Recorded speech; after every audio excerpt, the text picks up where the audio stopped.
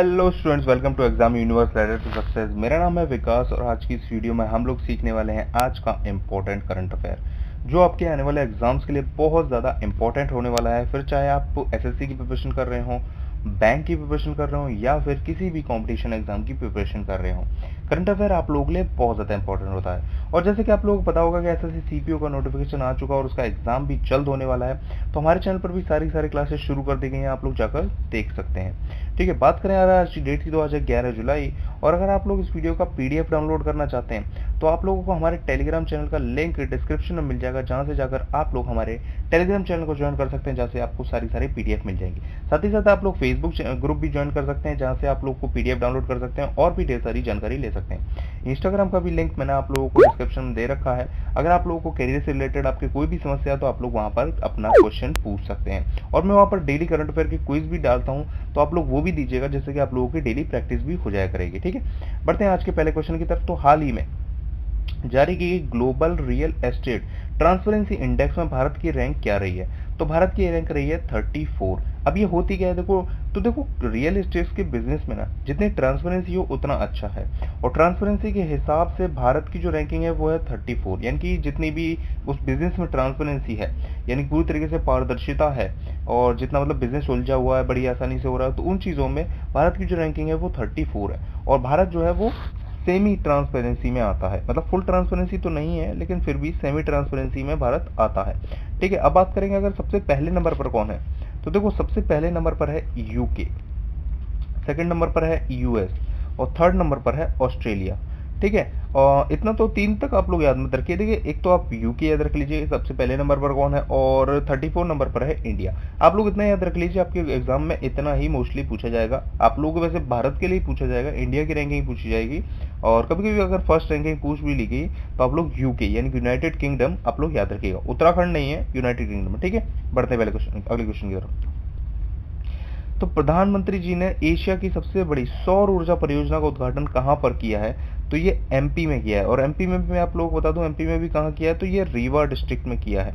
अब ये परियोजना है क्या? देखो ये ना एशिया का सबसे बड़ा सोलर प्लांट लगाया गया है, जिससे कि पूरे के पूरे एमपी में धीरे धीरे करके पूरे इंडिया में बिजली देने का काम किया जाएगा। और जो मोस्टली जो लगाया गया वो इस समय हाल फिलहाल जो काम करेगा वो, जैसे मैं बात करूँ दिल्ली जो मेट्रो है, और जो मतलब आप बात करें कि ट्रेन्स हैं, ट्रेन्स में आप लोगों ने देखा होगा कि ऊपर की तरफ जो लाइट सप्लाई होती है ना, ये उसके लिए काम करेगा। पहले वो क्या करता था, वो ग्रिड में जाती थी लाइट और उसके बाद आती थी, लेकिन अब ये डायरेक्ट सप्लाई करेगा, जिससे कि बहुत ज़्यादा खर्चा जो है ना वो गवर्नमेंट का बच जाएगा।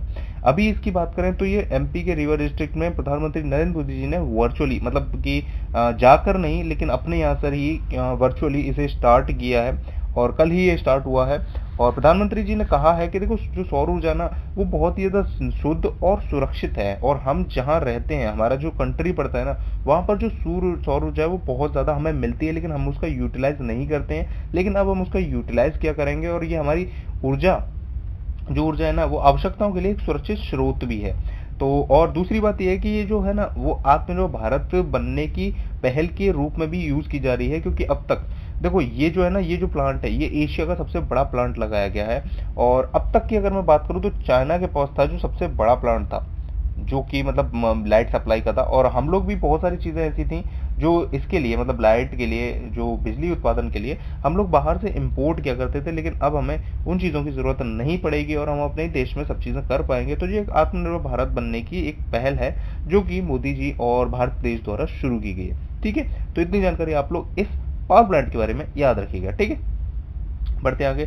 तो भारतीय जो महामारी है जोखिम पूल के निर्माण के लिए किसने पैनल बनाया है? मतलब कि देखो एक इंडियन पेंडेमिक रिस्क पूल बनाया गया है, ये किसके द्वारा बनाया गया है? तो ये IRDAI द्वारा बनाया गया है। ये क्या है? Insurance regulatory and development authority of India है। अब ये करेगा क्या? देखो सबसे बड़ी बात है कि आप लोगों को पता होगा इस समय कोविड-19 के चलते ना बहुत सारा जो बिजनेस में लॉस हुआ है, ठीक है ना, बिजनेस में बहुत सारा लॉस हुआ है और बहुत तरीके से हुआ है। बहुत सारे लोगों की जॉब चली गई, बहुत सारे मतलब लोगों के बिजनेस जो है ठप हो गए, और बहुत सारे लोगों के अभी शुरू भी नहीं हो पाए। जैसे मैं अगर बात करूं तो टूरिज्म का जो बिजनेस है वो अभी तक शुरू नहीं हो पाया है, क्योंकि बहुत सारे मॉन्यूमेंट्स को खोला नहीं गया। तो इन्होंने क्या किया है, ये कमेटी बनाएंगे, मतलब बनाई है इन्होंने, जिसमें कि चेयरमैन होंगे और 9 मेंबर होंगे। ये लोग क्या करेंगे, ये लोग जांच पड़ताल करेंगे कि आखिरकार मतलब कितने बिजनेस में कितना लॉस हुआ है और कितना मतलब मटेरियल का डैमेज हुआ है, क्योंकि बहुत टाइम दुकानें वगैरह बंद रही तो उसमें मटेरियल का भी डैमेज हुआ है, एम्प्लॉयमेंट का कितना लॉस हुआ है, यानी कि नौकरी कितने किन लोगों को दी गई है। तो ये सब का एक रिजल्ट बनाएंगे जो गवर्नमेंट को ये जानने में सुविधा रहेगी कि आगे कौन कौन सी सुविधाएं, कौन कौन सी योजनाएं लोगों के लिए निकाली जाए, किस तरीके से उनको रोजगार दिया जाए और किस तरीके से वापस से इकोनॉमी को बढ़ाने के लिए सब चीजें की जाए। तो इस चीज के लिए ये कमेटी बनाई गई है IRDAI द्वारा, जिसका फुल फॉर्म है insurance regulatory and development authority of India. ठीक है, अब मैं बात करूं, अगर देखो जैसे मैंने आप लोगों को बताया कि एक चेयरमैन होंगे और 9 मेंबर होंगे, तो इसके जो चेयरमैन है वो कौन है? चेयरमैन है इसके सुरेश माथुर। ठीक है, और जो इनकी कमेटी मेंबर होंगे उनके नाम आप लोगों को बता देता हूँ। देखो, सुचिता गुप्ता, हितेश कोटक, अंकुर निजवान, सुशलेंद्र राव, शिल्पा यादव, MN मुंशी, अजय कुमार और साबा टलुरकर। ठीक है, तो ये होंगे इसके 9 मेंबर जो कि इन सब चीजों की जांच करेंगे। ठीक है, तो इतनी जानकारी आप लोगों को याद रखनी है। ये भले ही आप लोग नाम याद ना रखें, लेकिन आप लोगों को याद रखना है कि इंडियन पेंडेमिक प्रिस्क्रिप्शन पूल किस लिए है, IRDA द्वारा बनाया गया है और किस लिए बनाया गया ये भी मैं आप लोगों को बता दिया। तो इतनी जानकारी आप लोग याद रखिएगा। बढ़ते हैं अगले क्वेश्चन की तरफ। किसने AI आधारित असीम डिजिटल प्लेटफॉर्म लॉन्च किया है? ठीक है, तो ये किसने लॉन्च किया है मैं आप लोगों को बता दूं, ये लॉन्च किया है MSDE ने। MSDE क्या होता है? Ministry of skill development entrepreneurship. ठीक है, ministry of skill development entrepreneurship. ठीक है, तो ये होती है MSDE, और MSDE ने अभी असीम लॉन्च किया है। असीम क्या है? अब असीम है, देखो, आत्मनिर्भर स्किल्ड एम्प्लॉयमेंट एम्प्लॉयर मैपिंग। ये होती है असीम की फुल फॉर्म, आत्मनिर्भर स्किल्ड एम्प्लॉयर मैपिंग। अब ये होती क्या है? देखो, होती ये है कि ये जो है ना वो आत्मनिर्भर भारत के लिए एक तरीके से स्किल्ड मैपिंग बनाई गई है। स्किल्ड मैपिंग में होगा क्या? देखो, एक तरीके से मैं आप लोगों को बता देता हूँ कि इसमें ना पूरा का पूरा डेटा कलेक्ट किया जाएगा कि कौन कौन किस किस एरिया में किस किस हिसाब से मतलब स्किल्ड है, किस किस में कितनी कितनी स्किल्ड है, और उन सबका एक डेटा तैयार किया जाएगा। उसके बाद जिस जिस इंडस्ट्री को जिस जिस हिसाब से लोगों की ज़रूरत होगी, जिस तरीके से जिस जिन लोगों के मतलब काम की ज़रूरत होगी, उसी तरीके से उनसे वो कांटेक्ट कर सकती हैं। एक तरीके से मैं आप लोगों को देखो, जैसे कि अगर आप लोगों को कंप्यूटर का कोई वर्क आता है, सपोज कीजिए कंप्यूटर का कोई वर्क आता है और किसी कंपनी को आपकी ज़रूरत है, लेकिन अभी मतलब हुआ क्या है, जैसे कोविड-19 में जॉब चलेगी ना कुछ लोगों की, तो आप घर पर हैं और कुछ लोगों को कुछ जो आपके लोकल जो इंडस्ट्रीज़ हैं उनकी आपकी ज़रूरत है, तो वो आपको ईजिली कॉन्टैक्ट कर पाएंगे अगर आपने असीम ये डिजिटल जो प्लेटफॉर्म है यहाँ पर रजिस्टर कर रखा होगा। तो मतलब उन लोगों को ज़्यादा आपको ढूंढने की जरूरत नहीं पड़ेगी और आपको जॉब ढूंढने की जरूरत नहीं पड़ेगी, आपको घर बैठे ही आपकी जॉब मिल जाएगी। मतलब इंडस्ट्री की डिमांड पर आप लोगों को हायर कर लिया जाएगा। तो इस तरीके से ये चीज़ करने के लिए ये एक पोर्टल जो है वो लॉन्च किया गया है। अब ये बनाया किसने है? ये बनाया देखो national skill development corporation NSDC के साथ मतलब जो है एक कंपनी है बेटर प्लेस, इन दोनों ने मिलकर इसे बनाया है। ठीक है ना, तो ये जानकारी आप लोग याद रखिएगा। किस लिए है ये भी मैंने आप लोगों को बता दिया है। और एक और जानकारी आप लोग चाहो तो याद रख सकते हो कि जो हमारे union minister for skill development and entrepreneurship है वो है महेंद्र नाथ पांडे। ठीक है, MNP। तो ये भी जानकारी आप लोग याद रखिएगा। कंपटीशन एग्जाम में पूछ लिया जाएगा, आपके जो एग्जाम्स होंगे उसमें पूछ लिया जाएगा कि आखिर आपके जो मिनिस्टर हैं वो कौन है, तो महेंद्र नाथ पांडे याद रखिएगा। ठीक है, बढ़ते आगे कि हाल ही में इंस्टाग्राम पर सबसे ज्यादा कमाई करने वाले सेलिब्रिटीज कौन बन गए हैं? तो ये बन गए हैं ड्वेन रॉक जॉनसन। ठीक है, ये काइली जेनर नहीं है, काइली जेनर गलती से क्लियर हो गया। ठीक है, तो ये है Dwayne Rock Johnson. The Rock के नाम से आप लोग इन्हें जानते होंगे। ये पहले रेसलर थे जो कि WWE फाइट्स में लड़ा करते थे, लेकिन उसके बाद ये एक्टर बन गए और अभी ये उसके बाद बहुत सारी इन्होंने फिल्में भी की हैं, तो आप लोगों ने देखी होंगी। तो अभी ये हाल ही में जो मतलब इंस्टाग्राम का एक वो अपडेट आया है की लिस्ट जारी की गई जिसमें कि सबसे ज़्यादा कमाई करने वाले सेलिब्रिटीज़ की बात की गई, तो उसमें ड्वेन रॉक जॉनसन टॉप पर रहे हैं। इनके फॉलोअर्स की बात करें तो देखो 189 मिलियन इनके फॉलोअर्स हैं इंस्टाग्राम पर, और ये एक पोस्ट डालने के मतलब किसी भी अगर ब्रांड वगैरह को अगर ये प्रमोट करते हैं ना, तो अप्रॉक्सीमेटली अनुमान सी बात की गई है कि 70.58 करोड़ रुपीज़ ये लेते हैं एक पोस्ट डालने के ब्रांड को। समझ रहे हो कितना स्कोप है? ठीक है ना। और अगर हम बात करें तो इससे पहले कौन थी, इन्होंने किसको सरपास किया? तो ये काइली जेनर को सरपास किया है इन्होंने। पहले काइली जेनर थी सबसे ज्यादा मोस्ट पेड एक्टर या एक्ट्रेस कह लीजिए आप, और अभी ये है ड्वेन रॉक जॉनसन, ठीक है, तो ये आपको याद रखिएगा। बढ़ते हैं आगे। तो हाल ही में एक इंफॉर्मेशन रिस्क इंडेक्स 2020 जारी किया गया, जिसमें कि भारत कौन से नंबर पर है? भारत 31वें नंबर पर है। अब ये होता क्या, देखो इन्फॉर्मेशन रिस्क से आप लोग समझ सकते हो कि जैसे सुनामी आने वाली है, तूफान आने वाला है, या फिर रेल दुर्घटना है, तो इन सब चीज़ों के लिए कौन सा देश कितना ज़्यादा अवेयर है और कितना ज़्यादा उन चीज़ों के लिए मतलब पहले से अलर्ट जारी कर देता है। खैर दुर्घटनाओं के लिए तो नहीं हो सकता, लेकिन ये जो है ना, जो आपदाएं होती हैं उन चीज़ों के लिए कितना मतलब जल्दी उन्हें कर लेता है, और कितनी कम होती हैं। जैसे दुर्घटनाओं की भी अगर मैं बात करूँ तो कितनी कम होती हैं, तो इसके लिए एक रिस्क इन्फॉर्मेशन इंडेक्स जारी किया, जिसमें भारत 31वें नंबर पर है, ठीक है। और बात करूँ अगर मैं नंबर 1 पर, तो वो है सोमालिया। सोमालिया कंट्री है, वो नंबर 1 पर है। बढ़ते हैं अगले क्वेश्चन की तरफ। तो हाल ही में ओला ने ग्राहकों को डिजिटल पेमेंट करने के लिए किसके साथ समझौता किया है? जैसे आप लोगों को पता होगा, देखो आप लोग भी ओला वगैरह करते होगे, तो ओला वगैरह पेटीएम ज़्यादातर सपोर्ट करती है, ठीक है ना। लेकिन अब इन्होंने फ़ोन पे के साथ भी टाई अप कर लिया है, यानी कि अब आप फ़ोन पे से भी इनको पे कर सकते हो। पेटीएम, भीम यूपीआई तो उसी में कनेक्ट आते हैं, तो और फ़ोन पे से भी अब आप इन्हें पे कर सकते हो। मतलब कोई भी तरीके का कोई भी डिजिटल पेमेंट अगर आप लोग करना चाहो तो आप कर सकते हो। फ़ोन पे के साथ भी इन्होंने अपना टाई अप कर लिया है, ठीक है ना। और बात करें अगर देखो फ़ोन पे की, फ़ोन पे के बारे में थोड़ी सी बात कर लेते हैं। इसका जो फाउंडेशन है वो ज़्यादा पुराना नहीं है, 2015 का फाउंडेशन है, और जो इसके सीईओ हैं वो हैं समीर निगम, और इसका हेडक्वार्टर है बेंगलुरु में, ठीक है। अब हम बात करें थोड़ी ओला की, तो देखो ओला की जो फाउंडेशन है वो है 3 दिसंबर की, और कब की? 2010 की, 10 साल पुरानी कंपनी है।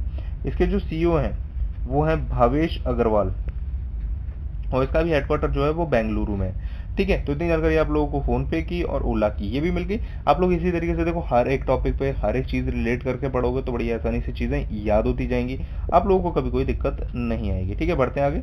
किस देश ने एक्सपेट कोटा बिल जारी किया है? तो ये कुवैत ने जारी किया है। अब देखो ये है क्या बिल? एक तरीके से देखो ये बिल कहता है कि किसी भी देश की, मतलब दूसरे देश के जो लोग हैं उनकी उनकी जो रहने की वहाँ पर परसेंटेज है वो कितनी होनी चाहिए। और अगर हम बात करूँ, अगर ये बिल पास हो गया, मतलब पास तो हो गया, लेकिन अगर पूरी तरीके से इम्पोज मतलब वहाँ पर लागू हो गया ना, तो लगभग 8 लाख भारतीयों को कुवैत से छोड़ना पड़ेगा, मतलब कुवैत से निकाल दिया जाएगा, या मैं बताऊँ कुवैत छोड़ना पड़ेगा, क्योंकि जो इस बिल के अनुसार जो इंडिया की जो परसेंटेज है वो केवल 15% है, मतलब 15% भारतीय ही वहाँ पर रह सकते हैं, और 8 लाख लोग ऐसे हैं जो कि उससे ज़्यादा हैं, तो उन लोगों को वहाँ से निकाल दिया जाएगा कुवैत से। तो अगर अभी ये बिल वहाँ की संसद में पास हो गया, लेकिन अभी तक पूरी तरीके से मतलब लगाया लागू नहीं हुआ है, और जब अगर लागू हो गया तो इतना नुकसान उठाना पड़ेगा 8 लाख भारतीयों को, ठीक है ना। तो बात करें अगर एक सेकंड, यहाँ की जो कैपिटल है वो है कुवैती सिटी, और यहाँ की जो करेंसी है वो कुवैती दिनार, ठीक है। कुवैती दिनार सबसे महंगी करेंसी है पूरे वर्ल्ड में, अगर मैं बात करूँ तो कुवैती दिनार, ठीक है। तो ये भी आप लोग याद रखिएगा, ठीक है। बढ़ते हैं आगे। हाल ही में किस देश ने खुद को चेचक मुक्त घोषित किया है? तो ये किया है देखो श्रीलंका ने, मालदीव ने, यानी कि ए और बी बोथ ने। यहाँ पर चेचक के बिल्कुल भी अब केसेस देखने को नहीं मिले हैं। मतलब हुआ क्या, देखो साउथ एशियन के कंट्रीज जो इतनी है ना, वहाँ पर चेचक काफ़ी बड़ा मतलब मात्रा में, काफ़ी बड़ी मात्रा में फैल रहा था। तो जो WHO है, WHO ने क्या किया कि 2023 तक मिशन बनाया कि 2023 तक वो चेचक को पूरी तरीके से खत्म कर देंगे।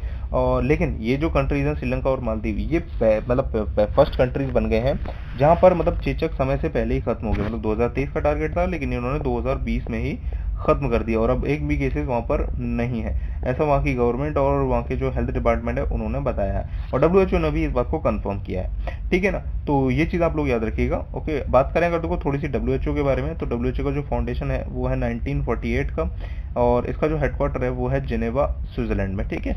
अब हम बात करते थोड़ी सी श्रीलंका के बारे में। देखो श्रीलंका का भी नाम है, तो श्रीलंका के बारे में भी बात करनी पड़ेगी। इसकी कैपिटल है देखो दो कैपिटल है इसकी, कोलंबो है और श्री जयवर्धने पुरम है, पुरा जयवर्धनेपुरा, ठीक है। और करेंसी की बात करें तो श्रीलंकन रुपया है, श्रीलंकन रुपया, ठीक है। इतनी जानकारी आप लोग याद रखिएगा। आगे हम बात करते हैं मालदीव की, क्योंकि मालदीव का भी नाम है। मालदीव को कैसे छोड़ देंगे? मालदीव की कैपिटल है माले, और यहाँ की जो करेंसी है वो है मालदीवियन रुपया, ठीक है ना। पॉपुलेशन यहाँ की बहुत कम है, अप्रोक्स 5.16 लाख ही पॉपुलेशन है। और अगर प्रेसिडेंट की बात करें तो इब्राहिम मोहम्मद सोली है, ठीक है ना।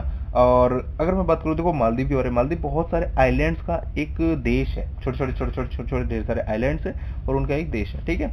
आगे हम बात करते हैं कि हाल ही में जारी की गई AIBI रैंकिंग में कौन टॉप पर रहा है। AIBI क्या होता है, देखो AIBI होता है ऑल इंडिया बॉक्सिंग एसोसिएशन, ठीक है ना।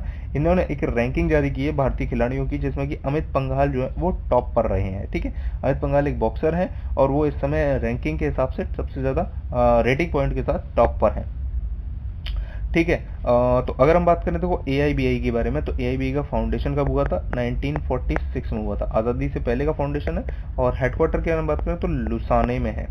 लुसाने कहाँ पर है, लुसाने स्विट्जरलैंड में है, ठीक है ना। तो इतनी जानकारी आप लोग याद रखिएगा। ये रैंकिंग के आज बहुत सारे क्वेश्चन हैं, आप लोग ढंग से आप लोग पढ़ते रहिएगा कि आखिरकार कौन सी किसकी रैंकिंग है, ठीक है ना।